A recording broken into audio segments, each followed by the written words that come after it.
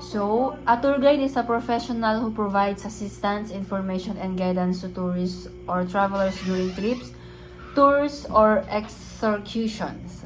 They are responsible for enhancing the visitor's experience by sharing knowledge about the history, culture, landmarks, and attractions of a specific destinations. Tour guides often act as storytellers, creating engaging and memorable experiences while ensuring the safety and comfort of their group. Skilled tour guides are excellent communicators, knowledgeable, friendly, and able to adapt to the needs and interests of a diverse audience. So we are here at Vegan Ilocosur and I'm gonna interview Miss Tour Guide. And what is your name, ma'am? Elizabeth. So I'm gonna ask you 10 questions and it is, what is Ilocosur famous for? Ilocosur is a famous for vegan city with all its Spanish house. So where is Vegan located? Vegan is in Ilocosur in the northern part of the Philippines. What can I see in Vegan? First, you can see Calle Crisologo, all Spanish house, museum, and local shops. What food is famous in Ilocosur? You can try vegan longanisa, empanada, and bagnet.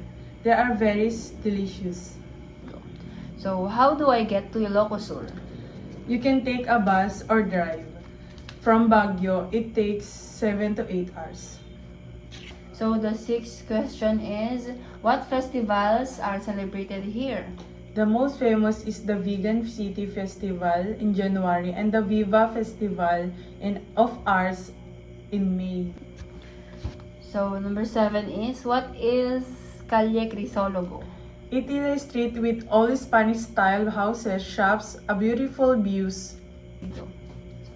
Are there beaches in Ilocosur? Yes, you can visit Cabogo Beach, Santa Maria Ilocosur Beach with a relaxing and a beautiful views. What souvenirs can I buy? You can buy wooden product, pottery, and a vegan longanisa as a souvenirs. And the last question is, why should I visit Ilocosur? Ilocosur has a beautiful history, delicious food, and an amazing place to see. It's a perfect to learning and relaxing. You can see amazing views.